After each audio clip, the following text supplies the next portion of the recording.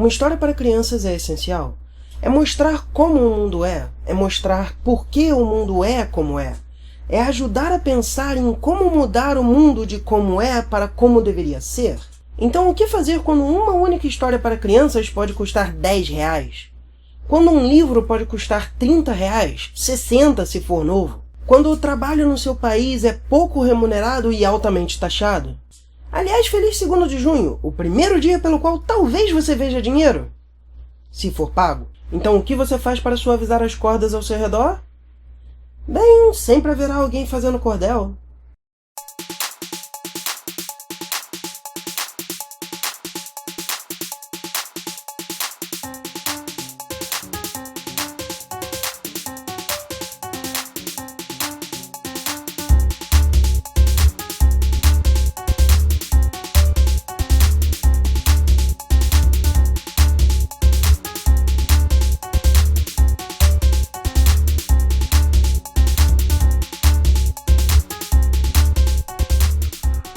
Bem, vamos à explicação. Não, eu não estou dizendo que Professor Lâmpada é um cordel. É uma história em quadrinhos.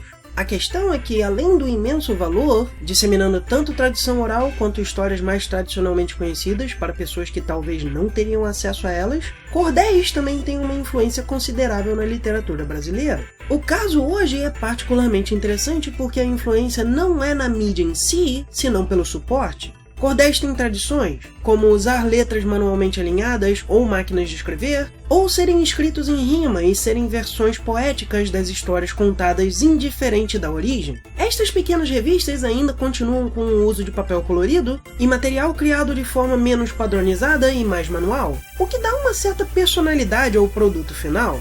Eu não sei quão comum isso é, mas é com certeza uma combinação interessante. Além, é claro, de chamar a atenção por ser diferente e provavelmente manter o custo de produção baixo, o que você vê refletido no preço das revistas. Hoje temos 3 cordéis. Então vamos começar com The Lamp Adventures. Algumas pessoas mudam o seu traço para seguir a tendência do mangá. Outras jogam inglês sem motivo. São 12 histórias, então vamos ver só algumas. Essa primeira história não estaria aqui, mas ela precisa estar, ok? Você vai entender. Lâmpada, quais são os seus planos para as férias? Ficar em casa economizando dinheiro. Mas que pão duro você é! Não, é que eu não recebi o 13º mesmo. Piadas de professores não sendo pagas. Que inova... Isso está acontecendo no Rio de Janeiro agora mesmo. Não só essa história é de janeiro do ano passado, nós estamos em junho e vários funcionários públicos ainda não receberam tudo que lhes é devido. Professores não são pagos. Eu nunca ouvi isso antes. Eu sei, não é nada de novo. O que eu quero dizer é que a história é bastante atual. E, se um dia isso mudar, tomara! Ainda vai ter valor histórico. É uma simples representação de uma situação que é comum há anos do ponto de vista de quem é afetado por ela. Em geral, as aventuras do Professor Lâmpada estão entre esta comédia ácida de crítica social, algo que eu realmente aprecio, porque o brasileiro precisa desesperadamente de crítica social, e comédia à la desenho animado. Já que eu tenho que ficar em casa, eu vou descongelar a geladeira. Tem gelo demais. Esquimó! Gelo, senhor? Uma coisa que eu tenho que dizer é que os quadrinhos de Jorginho são acerto e erro. A apresentação não é exatamente elaborada, o que combina com o toque de ser tudo mais manual e pessoal, mas também me dá a impressão que o impacto poderia ser melhor com um pouco mais de desenvolvimento. A história seguinte, por exemplo, simplesmente mostra o Professor Lâmpada sendo afetado por ser carnaval. Você entende a emoção do personagem, até que no último quadro ele parece mais o vago aliviado do segundo quadro do que aborrecido ou irritado, como a história sugere. Ainda assim, além deste livreto ter custado pouco, as histórias de ponto de vista pessoal são interessantes e estão intercaladas por crítica que, de novo, o país mais que precisa, incluindo 4 histórias de como o carnaval exclui as pessoas que não gostam dele, presente, e 2 sobre a absurda atenção e gastos com as Olimpíadas de 2016. E como professor, eu posso facilmente dizer que todas as instituições de ensino tiveram problemas, graças à imensa falta de organização e a essa péssima cultura de espetáculo que os governos do Brasil continuam usando. Além disso... Hoje eu tô feliz. Apaguei a tocha. Continuamos os quadrinhos de Jorginho com Conde com Brácula. Conde com Brácula. Eu adoro que mesmo com essa apresentação mais pessoal que profissional, o logo ainda tem presas com gotas de sangue. Eu não sei se é por ser ridículo, mas eu adoro o design desse personagem.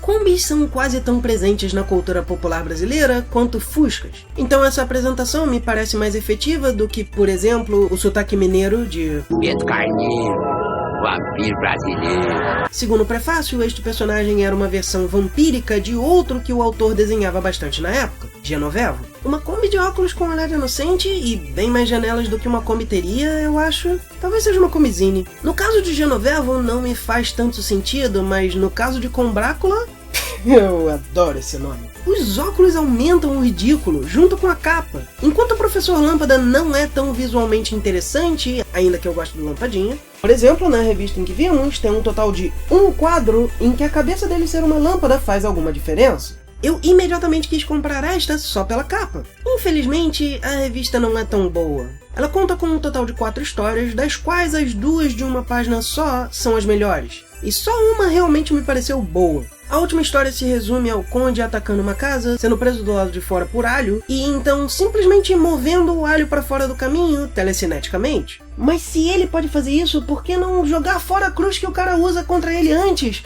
Ou trazer o cara para fora? Não é uma limitação dos poderes dele, se não limitar os poderes dele. Mesmo assim, ainda é um momento notável.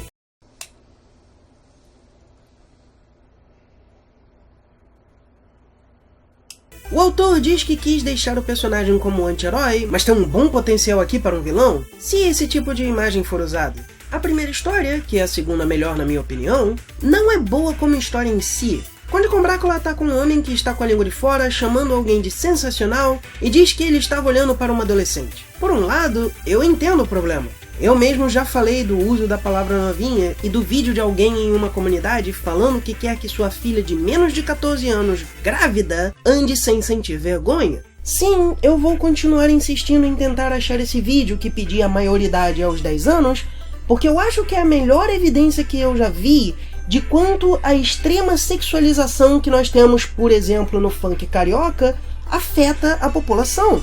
Por outro lado, mostre, não conte. A única forma de saber qual é o problema é a exposição do personagem. E, eu devo dizer, existem pessoas como eu que parecem ter alguns 5 anos a menos, então uma pessoa adulta pode parecer uma adolescente. Mas isso tudo pode facilmente ser corrigido. Basta você mostrar uma escola no fundo com a pessoa sendo vista saindo. Associação de idade confirmada com um extra de hierarquia social se você colocar mais claramente que o homem olhando é um adulto. Por exemplo, se ele tiver de terno ou tiver um bigode, sei lá. Infelizmente, essa questão é ainda mais clara na seguinte. A Faxina, uma história de 3 páginas onde Combrácula ataca várias pessoas por estar revoltado com o que fizeram, mas nunca diz o que eles fizeram. O mais perto de uma piada é o final mostrar várias garrafas de sangue, que parece ser uma tentativa de piada de absurdo, só que piadas de absurdo não estão no absurdo em si, mas em como os personagens lidam com o absurdo. Isto é, Magali comendo um banquete sendo perguntada: "Você comeu aquilo tudo em 30 segundos?" É que a sopa estava quente. Não tem crítica social porque não se refere ao evento, embora no fim o autor diga que ambas as histórias foram inspiradas em eventos recentes em 2016. A primeira, ao menos, se refere à atitude sendo criticada. Ainda assim... Gramofone vampiro. Conheçam o Etamin, o único design que talvez seja melhor do que o de Conde Combrácula. Por último, temos Professor Lâmpada, uma HQ de 12 páginas de uma história só de 2008. A capa já me é interessante. Enquanto as outras duas tinham capas bastante simples, esta tem um estilo retrô interessante e mostra algo que ocorre na história sem estragar a revelação. A história é talvez a que mais vale a pena aqui, especialmente se você gosta de humor nonsense. O Professor Lâmpada vai fazer um concurso na cidade de Chiasca. Será que é perto do Alasca? Baleias! Baleias!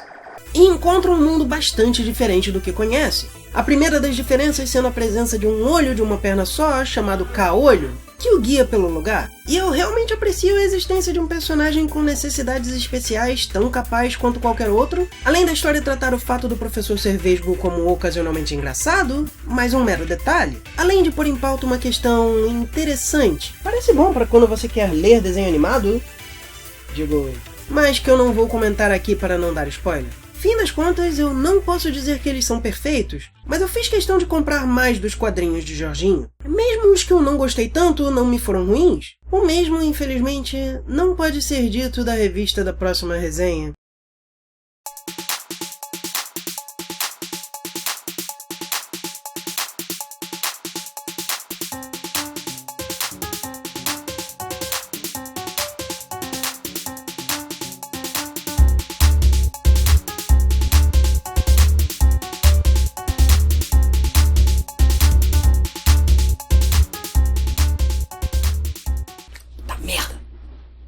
Trem desgraçado.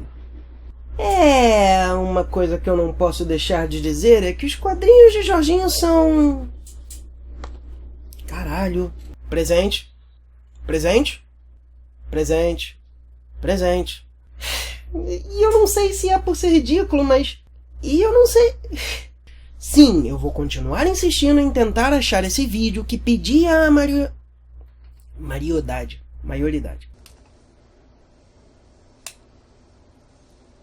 Ainda assim, Gramofone Vampiro. Conheçam Etamin, o único design que talvez seja melhor do que o de Conde com Drácula. Conde com Drácula.